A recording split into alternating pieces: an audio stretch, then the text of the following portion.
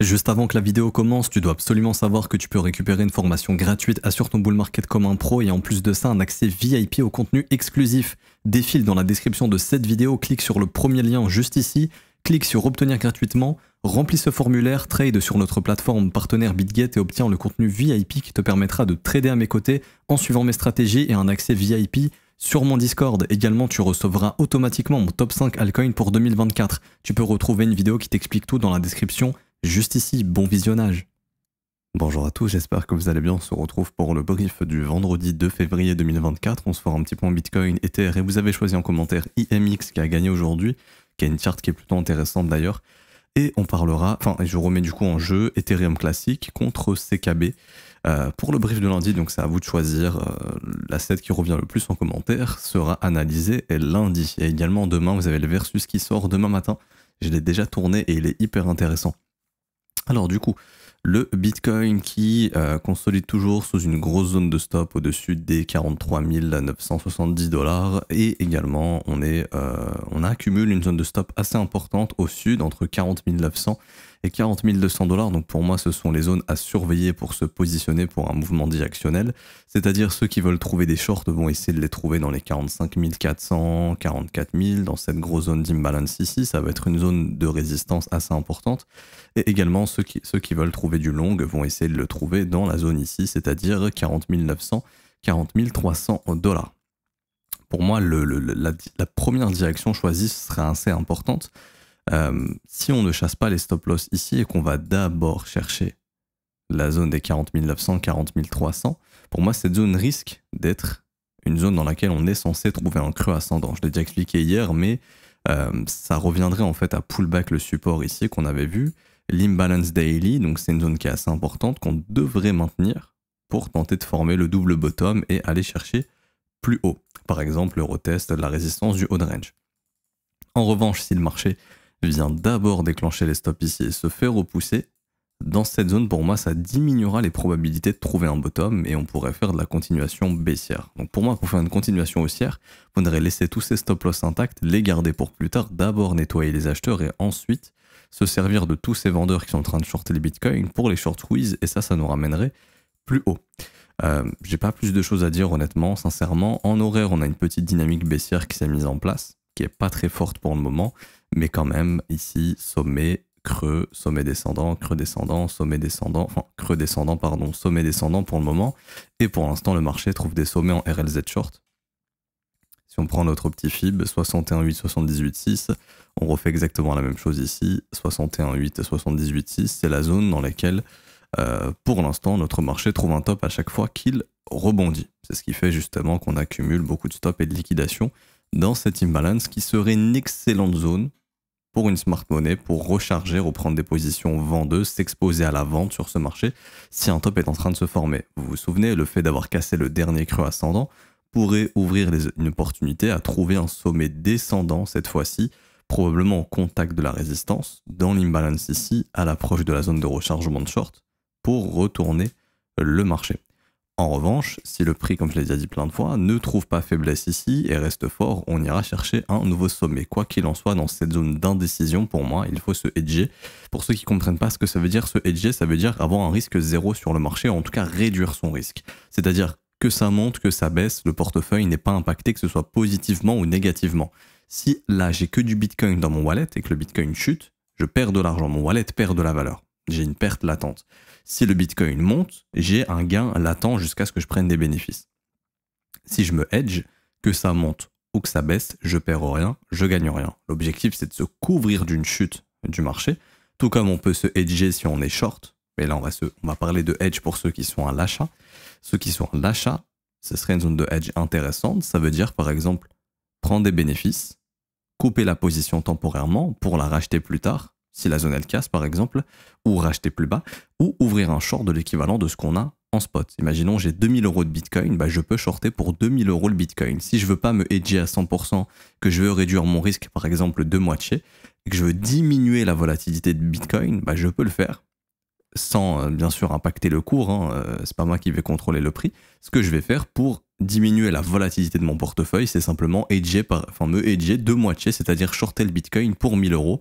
Si le Bitcoin monte, je gagne 2 fois moins. Si le Bitcoin perd, je perds 2 fois moins, tout simplement. Enfin, si le Bitcoin descend de 10%, par exemple, je perds que 5%. Si le Bitcoin monte de 10%, je gagne que 5%. Pas plus de choses à dire pour moi à ce niveau-là. Donc surveillez bien les niveaux, 44 000 $, ça risque de sauter à tout moment, c'est une grosse zone de stop qui attire le prix. Tout comme la zone de stop au sud, là on commence à accumuler trop de creux, 1, 2, 3, 4, 5, 6 creux ici dans l'imbalance. Voilà, pour moi on est en train de préparer, le marché prépare cette zone et cette zone. Maintenant la question c'est, il va venir taper laquelle? Ça encore une fois on n'a pas de boule de cristal, mais la réaction du prix sera intéressante. On vient taper celle-ci, ça affaiblit.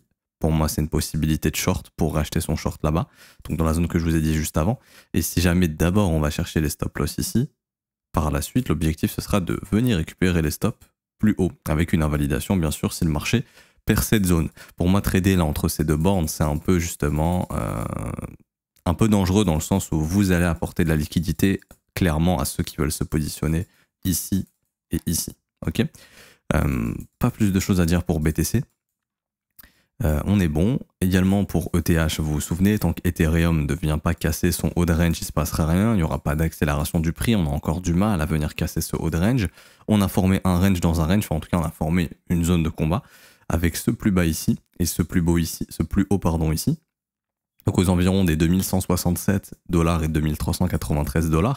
On a eu ici notre bottom tout simplement, et là on a eu une pattern de retournement baissière au contact du range, donc c'est ce qui m'invite à penser que le marché a trouvé un top temporaire ici, un bottom temporaire en attendant une résolution haussière qui cassera définitivement le range, ou baissière qui cassera du coup définitivement le range au sud. Mais pour moi on retrouvera de la volatilité sur Ethereum quand le range aura été breaké. Tout simplement. Pour revenir ici en horaire, on accumule énormément de stop loss au nord et de stop loss au sud, c'est-à-dire que je pense qu'avant de prendre la prochaine direction, il y aura un mouvement qui va nettoyer un des deux camps, que ce soit les acheteurs ou les vendeurs. Si c'est les acheteurs qui se font nettoyer en premier, la direction sera probablement haussière. En revanche, si c'est les vendeurs qui se font nettoyer et que le mouvement ne suit pas, ça sera pour préparer une vraie direction au final baissière. Okay, donc ce qui serait mieux à mon avis, c'est de d'abord aller au sud une dernière fois, de venir récupérer au minimum tous les plus bas qu'on a ici, parce que là on a les plus bas de plein de jours, on a les plus bas ici de mercredi, on a le plus bas ici de lundi, on a le plus bas ici de vendredi, on a le plus bas ici de jeudi, on a le plus bas ici de mardi à nouveau. Il y a trop de low daily en fait qui sont intacts, et donc tous les stops des acheteurs sont où? Sont là. Donc pour préparer un mouvement haussier, on sort les acheteurs. Ici, la smart money se positionne, si elle le souhaite. Si elle le fait, on risque de voir un mouvement de rebond assez intéressant. Ça sera l'information que cette smart money s'est positionnée. Ok, potentiellement, on ne peut pas être sûr. Généralement, ce qui se passe, c'est que le marché crée des imbalances comme ça, donc sur le mouvement haussier. Si c'est retesté, que c'est maintenu, voilà, très généralement, il se passe ça. Et ensuite, on prend la direction haussière. Donc la zone des 2160 $, toujours assez intéressante, il y a beaucoup de stop loss, surveillez bien ces niveaux, si on y va ça peut être très positif si le prix montre de la force. Si on vient ici et qu'il y a zéro force, à ce moment là on ira chercher les plus bas sous les 2100 $, et on viendra chasser la petite mèche ici qui reste. Et pareil, il y a une zone de stop au nord au-dessus là des 2422 $, mais bon là Ether semble bien être parti dans une petite dynamique baissière, donc je dirais avantage au niveau des probabilités pour aller chercher d'abord ce qu'on a au sud et ensuite voir s'il y a de la force pour venir racler tous les niveaux qu'on a ici, parce que des stops, il y en a énormément au-dessus de 2600 $. Donc après, ça pourrait aller assez vite une fois qu'il y a la force pour aller chercher tous ces niveaux et revenir au contact de la résistance et du sommet qui avait été trouvé ici aux environs des 2600 à 2720 $. Ce qui permettrait d'ailleurs aussi de péter le range, donc vraiment potentiellement de reprendre une hausse si le prix ne se stoppe pas ici. Reprendre la hausse, par contre, si le prix se stoppe ici à ce moment-là, ça peut devenir très très dangereux. Ok, pas plus de choses à dire pour ETH également. Dernière chose, ETH BTC, hyper intéressant. Hier, on avait vu ETH BTC qui est dans la zone où il peut se retourner. Pour l'instant, il y a eu un premier rebond. Également, on continue de travailler la zone d'imbalance du rebond juste ici. Donc, pour l'instant, on est en train de travailler tout ça.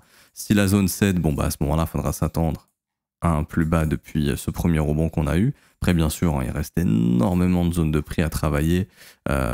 C'est pas hyper grave si on perd cette zone. Hein. Ça voudra juste dire qu'on aura des probabilités, je pense, de dumper jusqu'au 0,050. Donc, il y aura encore un petit peu de baisse sur OTH BTC pour aller chercher l'imbalance ici qui manque. Et pareil, ici par contre, ça retourne pas le prix. Bon, bah à ce moment-là, ETH BTC fera de nouveau plus bas et ira chercher cette grosse zone weekly qui est une zone extrêmement importante et qui là devrait, cette fois-ci, pourrait retourner le prix définitivement.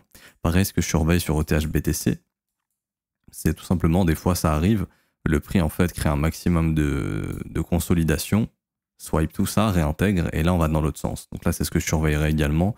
Si on a un petit spring ici, c'est-à-dire prise des stop loss, réintégration, pour moi il y a un move intéressant sur ETH pour se positionner sur la réintégration, invalidation au niveau de la chasse au stop, donc grosso modo comme ça, pour ensuite être dans le train et manager son trade. Après là j'ai pas forcément de TP en tête, mais l'objectif, bon, ça serait au moins de revenir chercher là ces niveaux qu'on a laissé traîner, voire c'est vraiment quelque chose de beaucoup plus haussier, ça pourrait être intéressant. Parce que là, des sommets, il y en a plein. On pourrait vraiment aller squeeze ça très facilement. Mais bon, il faut que ça se retourne. Et pour l'instant, ça a du mal sur ETH BTC. Donc laissons-le faire, laissons-le prendre son temps jusqu'à ce que ça soit le cas ou pas. Encore une fois, s'il n'y a pas trop de demandes sur ETH, parce que des insiders savent qu'il n'y aura pas d'ETF, par exemple, bon bah faut laisser le prix être faible. Et puis, c'est tout. Et pour finir, IMX. Alors, IMX, hyper intéressant techniquement, dans le sens où, bon, déjà, il y a eu un gros range ici qui a été breaké, donc énorme structure weekly. Pour moi, les breakouts qui sont maintenus et qui ne sont pas réintégrés, c'est super bull. Donc, tant que IMX ne revient pas à s'installer sous le breakout, je dirais sous les 1,50$, c'est un environnement bullish. Et donc, on s'attaque aux prises de stop vendeuses. Prochaine zone, c'est la TH, enfin, c'est le sommet qu'on a trouvé en 2023. Donc, ce sera au-dessus des 2,59$. Deuxième zone de stop, ce sera au-dessus de ce sommet, donc au-dessus des 2,84$. Donc pour moi, à mon avis, IMX, là, tant qu'il ne réintègre pas le support ici, on se dirige vers les 2,84$. J'adore ce qui a été fait ici, c'est-à-dire consolidation, et ça c'est ce que je vous ai montré sur OTH juste avant, si on le faisait, consolidation, on crée un support, on chasse les stops, on réintègre, bam, on va dans l'autre sens. Franchement, c'est une action de prix vraiment très classique. Par exemple, c'est ce qu'a fait Solana. Je le remontre à chaque fois, mais c'est un peu les setups de continuation dans lesquels on est. Création de stop ici. Tac, on prend les stops. Tant que le support est maintenu, direction haussière. Ok. Le jour où on repère ce support, c'est fini pour Solana et je pense qu'on aura notre top définitif et qu'on reprendra quelque chose de baissier. Mais tant qu'on perd pas cette zone, pour moi, on pense haussier. Bah, IMX, c'est exactement la même chose. D'une part, sur le gros breakout que je vous ai montré, mais deuxièmement, tant que le support ici, comme je dis, est maintenu, pour moi, il n'y a vraiment pas de souci. Je pense qu'on va aller chercher les 2,84. Ensuite, prochaine zone, si 2,84, ça ne retourne pas le prix, ça sera au-dessus des 3,89, puis au-dessus des 4,29, et puis nouveau sommet. Okay, en cas de nouveau sommet, quels seraient les objectifs? Parce que jusqu'à preuve du contraire, la dynamique est toujours haussière. Si je prends également mon FIB, est-ce qu'on a cassé 38,2? Non, on l'a maintenu parfaitement. Rappelez-vous, 38,2, donc c'est pas cassé, ça annonce de la continuation. Bien sûr, si on fait ça, il n'y a plus de continuation possible. Là, ça serait un top qui s'est formé. Distribution au-dessus du breakout, ça serait très bearish et on reviendrait chercher les creux au cours de cette année. Mais pour l'instant, maintien du premier arrêt, création de stop, on les chasse, on réintègre vite, pattern de retournement. Si on met l'indicateur ici, normalement, hop, il est censé nous mettre le petit triangle. Il va pas le mettre encore, il va attendre la clôture, mais là, la semaine prochaine, il mettra le petit triangle juste ici. Et voilà, les prochains objectifs. Maintenant, en cas d'ATH, bon, bien sûr, il y a la zone de rechargement de short aussi à surveiller. C'est vrai que j'ai oublié de le mentionner, mais c'est un niveau assez important. Donc là, ça sera au-dessus de la mèche des 2,84$. Donc c'est une zone dans laquelle le prix pourrait se retourner potentiellement. Mais si on ne se retourne pas ici, bon, bah, à ce moment-là, on ira faire l'ATH. Et donc, en cas d'ATH, toujours ce que je fais, c'est une extension 161,8200. Généralement, c'est ce que vient chercher le prix. Donc là, ça serait dans les 7,34$, 9$. Ça va pas se faire en un jour. Si ça se fait, c'est vraiment si on maintient ce trend haussier. Tac, tac, tac. Quelque chose comme ça. Un prix qui monte, qui consolide et qui continue de monter comme on est en train de faire ici. Comme Link est en train de faire d'ailleurs. Il est en train de breaker son range au nord actuellement. Donc, ça peut être intéressant de surveiller le Link.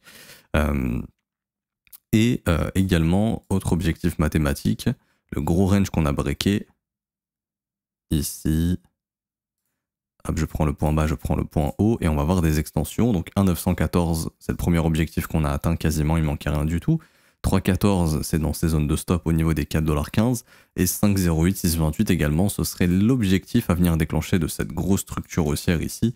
Donc ce serait entre 6,54 $ et 8 $. Donc ça correspond bien à une zone intéressante ici. Donc en gros, on a une grosse zone intéressante entre 6,50 $ et 9 $ pour avoir une bonne zone de profitabilité si jamais le marché est atteint. Et c'est vraiment des objectifs mathématiques et ce sont des zones de profit également. Ok.